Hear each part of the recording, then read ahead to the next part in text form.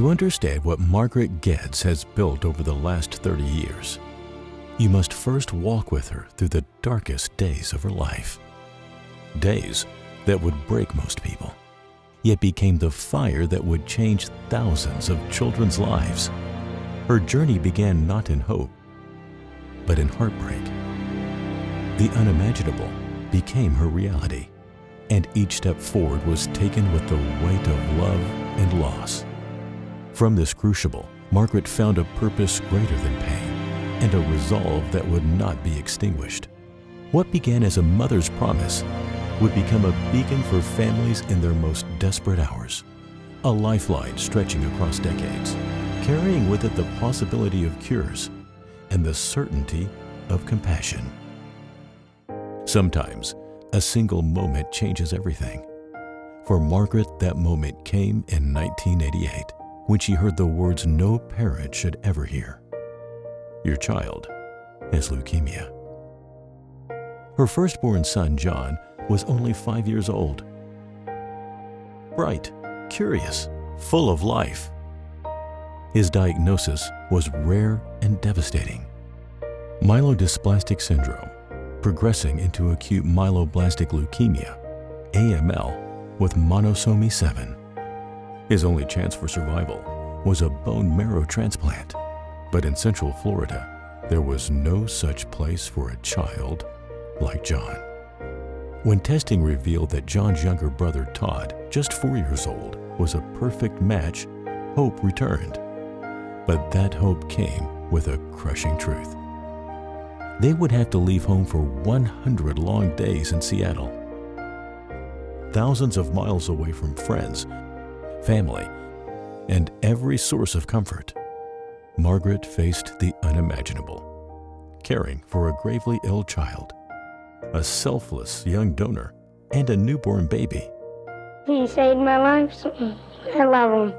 Alone in a strange city, making life and death decisions every single day. John fought with all the courage a child could give, but within months, his cancer returned. His only chance, a second transplant, made him just the 4th child in the nation to attempt such a battle. It was still scary, very scary. Again, Margaret packed up her children, leaving home for another 100 days. John's treatment journey came with many losses no child should ever face. Pain, suffering, months spent in hospital rooms instead of playgrounds. Every complication, life-threatening infections.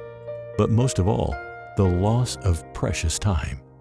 Time with his family, with his friends, and in the classroom where he belonged. He missed birthdays, holidays, and the everyday moments that make a childhood whole. Simple dreams slipped out of reach, like the green 10-speed bike he longed for, even as he struggled just to walk, tethered to IV poles. Slowly, he began to lose hope. At just 9 years old, John's battle ended.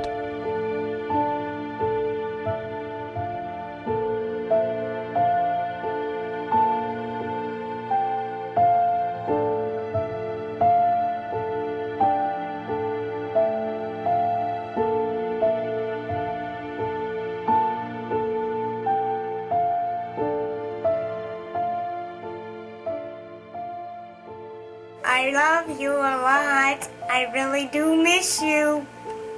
In that moment of unbelievable loss, Margaret made a vow.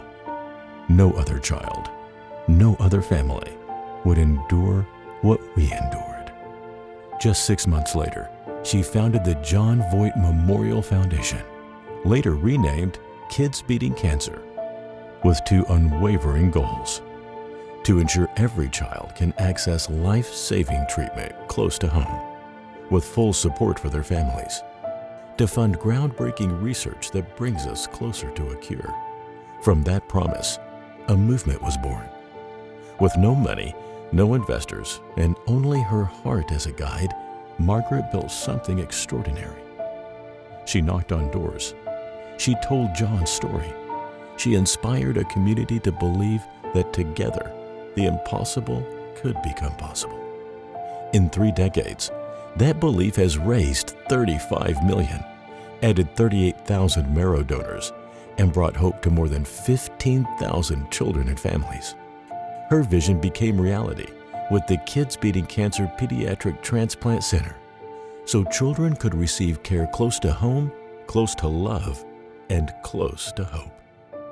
John once asked his mother, "Mommy, why do kids get leukemia?" Even now, there is no answer. But because of him, the ending has changed.